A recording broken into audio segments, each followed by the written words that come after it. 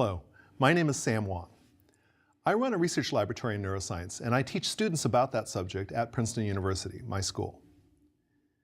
In this course, what I'm going to do is show you neuroscience. And I'm going to bring you inside the mind of a neuroscientist and see how we look at everyday life. Now, we of course all experience everyday life, but what I want to do is show you your everyday life in terms of what your brain is doing. So let's think of some examples. For example, in the last few months, you've made some decisions, some big ones. You've learned some things, you've probably forgotten other things.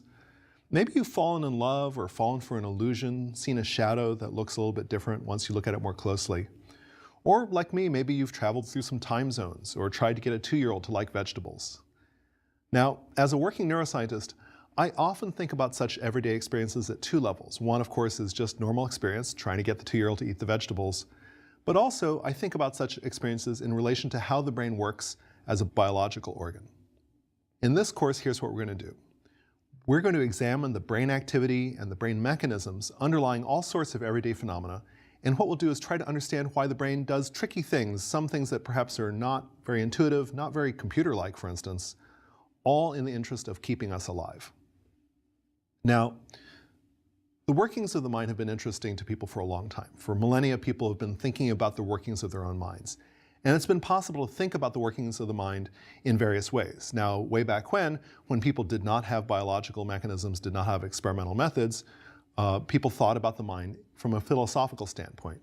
And at that time, people got very interested in fundamental questions that were not investigatable by probing the brain, questions of a philosophical nature like what it means to be conscious thinking beings. Do we truly have free will? What does it mean to pay attention? What does it mean to look at a sunset? And that was perhaps a relatively distant way of thinking about the mind. Now, since that time, of course, there have been other ways of looking at behavior and at mind. And another approach has been to look at behavior as a scientific question. And now we shift over to thinking about mental mechanisms and problems of mind from the standpoint of looking at an animal or a human behave. And I said animal, so it turns out that now we shift into fields that include not only human behavior, but also animal behavior. And if we think about this, this includes many behavioral sciences that are active today. For instance, psychology, psychiatry, going back to the writings of Freud, sociology, anthropology, and indeed even economics. All of these are disciplines that concern themselves in one way or another with human behavior or animal behavior. Now that's the backdrop for now what I'm going to come to and what's going to be the topic of this course. And that's as follows. In the last 50 years, it's become possible to think of mental activity in terms of the biological organ that generates thought, namely the brain. And when we think about brain function, now we have these philosophical and behavioral points of view, and they're invigorated by this new field, neuroscience. Now I said new field. Neuroscience as a field did not exist 100 years ago.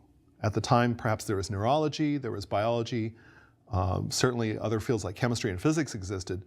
But since that time, neuroscience has become a thriving discipline. It's really boomed in the last few decades. And what we've seen in the last few decades is that neuroscience has started to provide mechanistic, biologically oriented explanations for every aspect of behavior. All of these fields that I've talked about before, economic behavior, social behavior, psychiatric disorders. In all these ways, neuroscience has something new to offer. Now, all these explanations that I'm going to be telling you about in the coming lectures address or affect many aspects of our lives. So I'm going to be talking about our thoughts, our mental health, and how we live our lives. And one thing that I'm going to be doing in this course is explaining or at least describing some of these phenomena in terms of brain regions. I'm going to talk about specific brain regions, and I'll be showing you some brain regions in this lecture. Brain regions that seem to be involved in generating these behaviors. And I'm going to start from the very highest level of describing behavior, things that you experience in your everyday lives. I'm going to start taking that down to biological mechanisms. I'm going to take it down to circuits, to brain regions, to cells, and to the chemicals that neurons use to signal within themselves, between them, and so on. So I'm going to be showing you neuroscience as it pertains to all these mental phenomena, these behavioral phenomena. Now, neuroscience is a big field. There are tens of thousands of neuroscientists in the United States today, and that's been a giant growth in the last few decades. There are over 100,000 of us worldwide. And so neuroscience is a large, booming field. Now let me give you just a little bit of context. Let me tell you a little bit about how I became a neuroscientist. Now, I started on the road to becoming a neuroscientist over 20 years ago When I was a child, I wanted to be a scientist. I wanted to do something deep, something important. And when I went to college, I began as a physics major. Now, why physics? Well, I think to fans of science, it's fairly obvious. Physics seems like the most fundamental of sciences. Physics addresses how matter works, how objects move, starting from atoms and planets, stars, galaxies. So at all these different levels, I think to anyone growing up at the time that I was growing up, physics was a powerful discipline. But I noticed something in my studies of physics as a student. The thing I noticed was that great discoveries in physics had occurred at a high rate in the first half of the 20th century, then slowed down. And so if you look at the period of time, say between 1890 and 1950, that was a time when there seemed to be a new discovery every year, new particles, new fundamental principles, relativity, quantum mechanics, many things that were being discovered at that time. But starting towards the end of that time, the time between discoveries started getting longer, and that's especially true in the second half of the 20th century. And I thought, just for selfish reasons, I thought I wanted to make some kind of significant contribution to science within my lifetime. And so I wanted to work in a field in which I could make a contribution, just as an individual investigator, maybe with people I collaborated with. But I also still wanted to work in a field that was fundamental in a philosophical sense.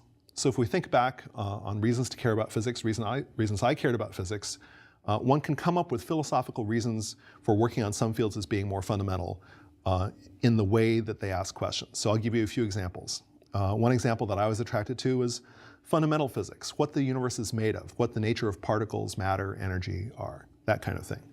Another example is astrophysics, how it all got here, the origins of the universe. But the field that I chose was neuroscience, which is how we're able to ask the first two questions in the first place. So after making this decision, this happened in college, I went off to neuroscience graduate school. Now, it took a while to adapt to my newly chosen field because, after all, I was a physicist and I had to learn biology, I had to learn neuroanatomy, I had to learn a lot of different things, and it took time to adapt. But it's a choice I've never regretted, and I think it's the best time ever to be a neuroscientist. Now, there is another reason to care about the brain. My own reason was philosophical because I wanted to understand the fundamental nature of mental processes. That was my original aspiration. But of course, there's another reason, a very common reason, medical. Now, just as the heart moves blood or parts of the pancreas make insulin, the brain is an organ that processes information. And it takes that information and it generates thoughts and actions. And because it's a physical, biological organ, it can go wrong. Things can go wrong with the brain. And these things that go wrong are psychiatric and neurological disorders. Now, the medical aspects of neuroscience have tremendous practical consequences. Disorders like Alzheimer's disease, stroke, depression, schizophrenia, autism, Parkinson's disease, addiction. All of these are problems of the brain.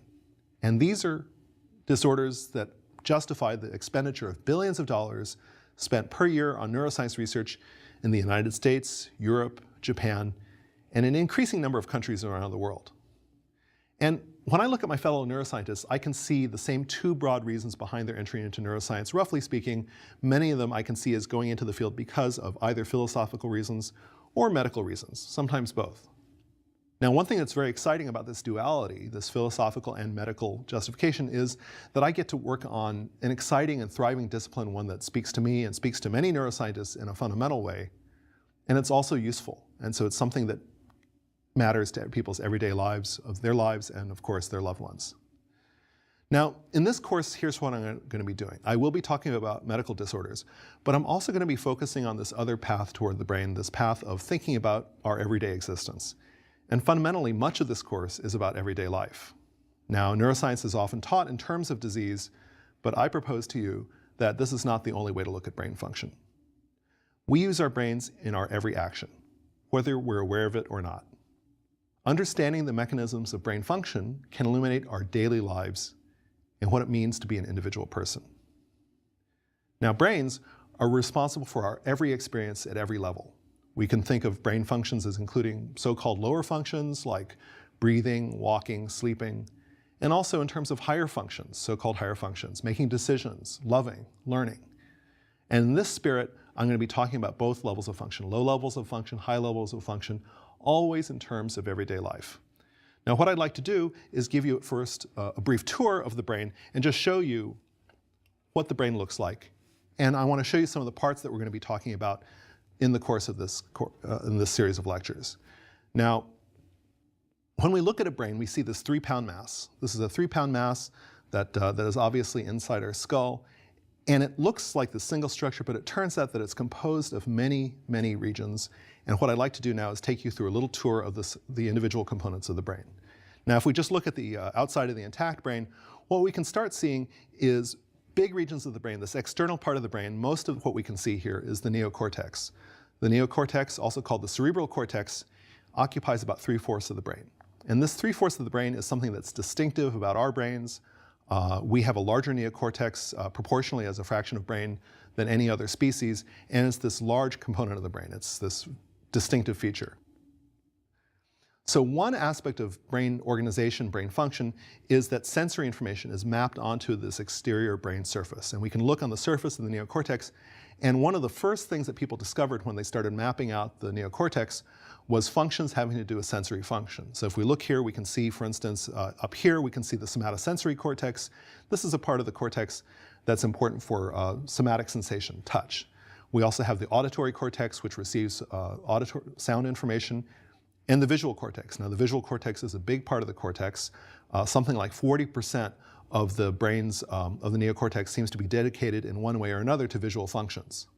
Now, these sensory regions are, of course, important, but they're just a small part of what brains do. And what I want to do now is to start stripping away these parts, to take out this exterior rind, this cortex, and get a picture to show you an image of the brain at its core, and start with the core and think about what we can find in here. And what we're going to be doing in this course is talking about many of these regions in turn, and what I'm going to do right now is start building them up and showing you these brain regions. Now, all that sensory information I described comes through pathways that lead from regions that are harder to see from the outside. So these pathways of information that come into the brain, so nerves come in the spinal cord, pass up the spinal cord, and that information then passes into the brain, passes through regions such as the brainstem and also the thalamus. In addition, we have cranial nerves, and so these cranial nerves are primarily in the head, thus their name. And so these cranial nerves, again, are pathways of information coming into the brainstem and thereby into other brain regions such as thalamus and neocortex. Now, one thing we can see when we look at the brain's core is that we can see core brain structures that take care of many important functions. And these core brain structures are very tightly packed in the brain, and some of them are a little bit hard to see. But these many important functions include some that I've mentioned. For instance, breathing. That's a fundamental function that relies on parts of the brainstem. But also, some of these core brain structures are important for just the fact that we're conscious at all. So for instance, if we look in the reticular formation, there are these columns of neurons in the brainstem that are important for just making us conscious, able to walk around, talk, and be aware of the world. And so the reticular formation is here in the brain's core. Many functions that are essential for everyday living, for just existence, are in these core structures. And as I said, they're packed very tightly in the brainstem and in the midbrain. Now, some of these structures I'm going to be talking about at some depth later on in this course. For example, one brain region I'm going to be talking about is the hypothalamus. Now, the hypothalamus is not a very large structure. It's about the size of a grape. But this small structure turns out to be really important in many functions that are essential for everyday living. So for example, the hypothalamus plays a critical role in setting our daily rhythm, our circadian rhythm, in which we know whether it's daytime or nighttime. The hypothalamus is a critical way station for instance, conveying and generating signals of stress. So the hypothalamus receives signals that tell us when it's time to have a stress response. It also then broadcasts signals into the rest of into other regions of brain and throughout the body that convey the stress response. The hypothalamus regulates body temperature. It's responsible for expression of rage, all kinds of stuff. This little structure is very important for many functions, and so therefore we're going to be spending some time on that. Now, one signaling system you can see here in the brain's core is more distributed. It's not a particular brain region, but there are neurotransmitters that mainly do their business here in the brain's core. At least the neurons that make these neurotransmitters are central to brain function. So here's a big example. One big example is biogenic amines. Now, biogenic amines are made by neurons in these core brain regions here and also more anteriorly. And these neurons send axons throughout the brain. So they send axons into the neocortex, into other brain regions, and even into regions such as the cerebellum and brainstem. And these biogenic amines then send their messages around the brain. And we will find here structures that secrete, for instance, serotonin. The Raphe nuclei secrete serotonin, which is important for functions as disparate as mood and movement. Another major biogenic amine is norepinephrine. You can find neurons here that secrete norepinephrine, which are important for regulating alertness. Dopamine is a major neurotransmitter, a major neuromodulator that we're going to be talking about repeatedly in this course. And dopamine turns out to be responsible for a host of functions that include attention, but also reward and movement. Again, one of these biogenic amines that seems to have multiple functions. And we'll also be talking a bit about acetylcholine. This is a neurotransmitter that's important not only in the brain, but also in the periphery. It's important for memory function, for instance, in the brain. All of these things are things that we'll find here in the brain's core, as well as signaling peptides, which are important for many basic functions from pair bonding to appetite. Now, these peptides, of course, are also active throughout the brain, but many of the neurons that secrete peptides can be found in the brain's core. Now, another aspect of this course that we're going to be covering is emotional processing. Emotional processing is a major feature of brain function. It's important not only for basal responses, just these sort of core animal responses, but it's also important for other things like decision making and just daily experience. Emotional experience has been around for a long time, and so some of these brain regions here have been around also for a long time, evolutionarily speaking. Now, I've already mentioned the hypothalamus, but in fact there are other regions that are critically important in processing information. So for instance, the amygdala. This is a paired structure that's on the left and on the right. The amygdala is important for emotional processing for a variety of both positive and negative emotions.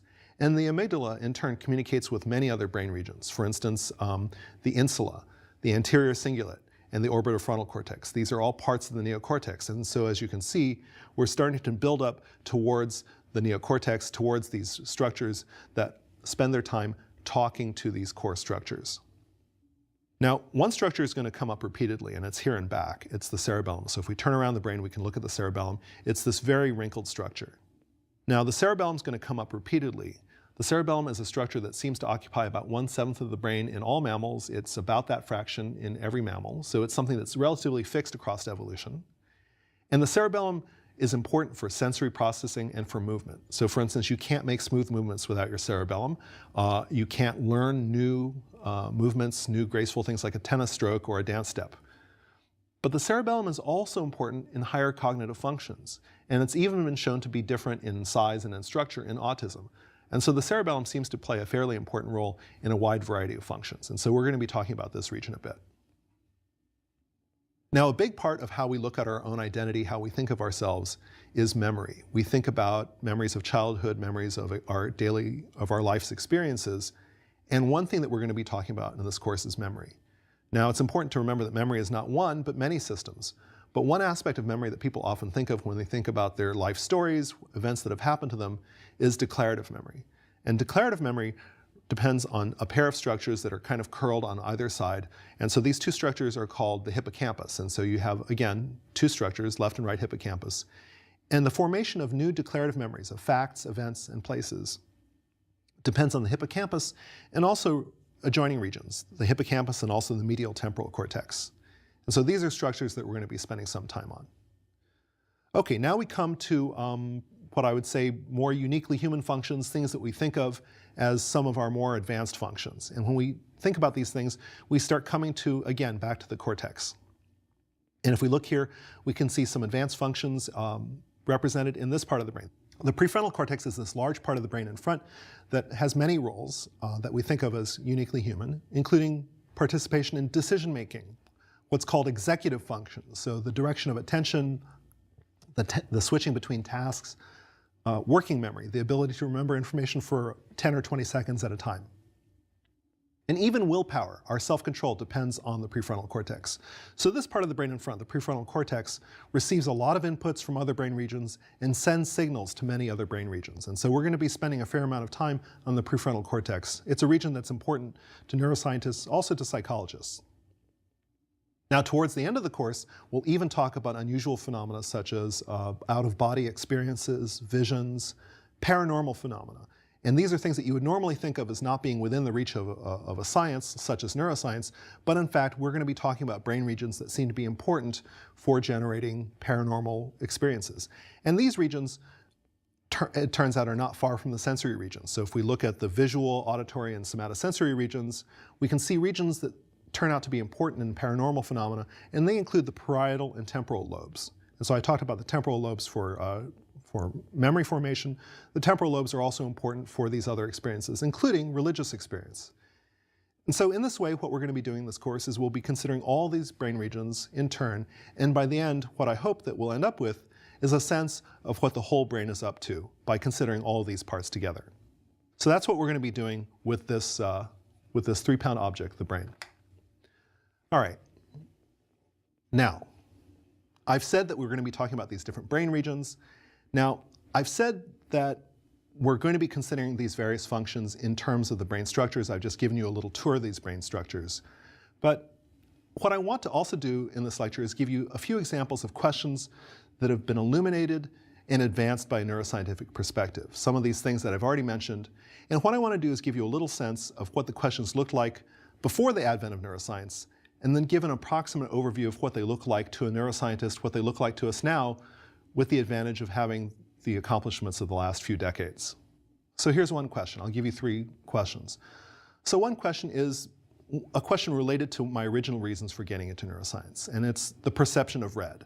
So this was originally conceived as a philosophical question. What do you and I perceive? So if you see the color red, and if I see the color red, do we see the same thing? Is there something qualitatively similar between what you and I see? Now, this is something that seemed to be uninvestigatable by philosophical approaches, and that was probably true. It was something that people could think about, but now what we have is a more modern neuroscientific view. And the more modern neuroscientific view is that in addition to these brain regions that I just showed you, there are in fact deep similarities between persons and even between animals. And these similarities occur at all levels of structure. They occur at the levels of circuits, of brain regions that talk to one another. I showed you some of those just now. Also at the level of cells and signals, even at the level of molecules. There are signaling molecules that are shared between us and all animals, and those molecules seem to be shared. And so if we ask the question, does red look the same to you or me? In fact, we share circuitry that is very similar between you and me, in which neural processing starts in the retina, in the eyes, and goes to the brain, and in fact stops at many locations in between. And there's lots of stuff happening in the visual pathways that seems to be similar from individual to individual. In fact, there are advanced visual areas for color, and those play a role in us now thinking about how we perceive color.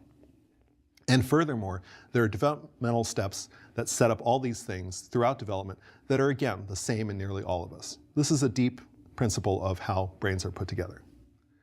Here's another example, dreams. Now, dream interpretation has been around for a long time. The history of dream interpretation dates back to ancient times, and people used to be interested in dreams as perhaps telling the future. If we fast forward a few thousand years, then we see things like dreams revealing our hidden desires, right? So that was an idea that Freud was very interested in. And these are ideas about what dreams were, because of course dreams are these puzzling experiences in which things seem real but not real. Now, if we think about dreams, it turns out that now it's become possible to start measuring neurophysiological correlates, measuring events that happen inside the brain while we dream. And if we look at modern neuroscience, there are neuroscientific findings from physiology that tell us a little bit more about dreams and what they are. For instance, dreams seem to be patterns of activity that are activated in our brains while our cortex is allowed to be active, but in fact our body is shut down so that we can't act out our experiences. Now, it turns out that there are interesting things that happen during dreams, and it's possible to start going in and recording and seeing things that happen in the brain while we dream. So, for example, it's now realized that, in fact, there are activity patterns that happen during waking life that happen in the same order in an animal. It's been found that you can find things in the brain of a rat or of a bird that suggest that there's something that happens while they sleep that is similar to what happens while they're awake. And in some sense, it's now believed that rats dream of their mazes, birds dream of their songs. It's also believed that these reactivation patterns may play a role not in revealing hidden desires, but in doing something very different, and that something very different is consolidating memory. So there seems to be something that goes on in dreaming that may be important. This is an active area of investigation, not settled, in which the replay of activity that happens during the day may play a role in making our memories more secure, in consolidating our memories. Third example, early development. If we look at disorders of early development, they looked pretty different a long time ago. So if we think about previous traditional beliefs, we can see examples such as the phenomenon of the village idiot, someone who lived in the town and was feeble-minded without any distinction of exactly what it is that is wrong with them. Some sufferers from this feeble-mindedness were the subject of exorcisms. The belief was that they had evil spirits inside them, and so therefore what was called for was to perform an exorcism and get rid of those evil spirits. Another phenomenon is perhaps wolf boys and wolf girls. So the idea that perhaps somebody was raised by wolves, and the reason that they are the way they are is that they've been raised by wolves and then they return to civilization unable to live in polite society. Now in recent decades, these ideas have been modified, but in recent decades, there were other ideas that came from people like Freud and Bettelheim. The idea that somehow these kids are messed up because of their mother's influence, that the mother has influenced their development in some fundamental way. It turns out that all of these ideas are wrong. It turns out that with a modern understanding, we now understand that these disorders are known to be genetic. They start in early development, often before birth, before the baby meets mom. And these disorders often affect specific brain regions. And so it appears to be an early genetic defect that leads to problems by the time of birth. And this includes syndromes that we now don't call feeble-mindedness, but now we call things like Down syndrome or autism. Now, we're going to be talking about these and other phenomena at different levels of biology. And what I'm hoping to do for you in this course is to give you explanations for these kinds of phenomena at very different levels of components and brain organization. And so if we look at the brain, we can see that in fact there are many different levels of physical explanation. And they're, depending on exactly the kind of explanation we're going to come up with, we're going to be talking at very different levels of structure. We may talk about chemicals, the neurotransmitters that neurons use to talk with one another. We might talk about the arrangement of circuits, for instance, the arrangement of a particular brain region, the organization of it, and what cells might be responsible. We might talk about neurotransmitters that are secreted in a particular brain region. We may even talk about some of these brain regions that I've shown you and how they communicate with one another. So one way of explaining these phenomena is that we're going to be looking at different levels of brain function, and depending on what the question is, we're going to be looking at for explanations at these different levels of structure. And so what we talk about is going to vary from lecture to lecture in terms of what level of structure we discuss. We're also going to talk about these phenomena in terms of mechanisms. So we're going to be talking about the mechanisms by which brains get to where they are. And I've already touched upon that in the context of Down syndrome and autism. And so in this regard, we're going to be talking about the interplay of factors that make brains what they are, the factors that make us who we are as we walk around. And these factors include genetics, the inheritance of DNA sequence that we get from our parents, developmental stages starting from very early development, and also through childhood, adolescence, and even adulthood throughout life. I'll talk about environmental influences, anything ranging from nutritional influences to childhood stimulation, words that we hear when we're babies, experiences that we have when we're children, nutritional factors, all of these things that make a contribution to how we develop. And finally, of course, experience. The daily experiences that we have that get stored, that get processed, that get turned into who we are cumulatively over our lifetimes. Now, all of these are different ways of looking at the brain, and all of these are different ways of thinking about explanations for how brains generate behavior and how we generate our daily experience. And so what I'm going to be doing in this course is taking all these different approaches to help understand the brain and ourselves a little bit better.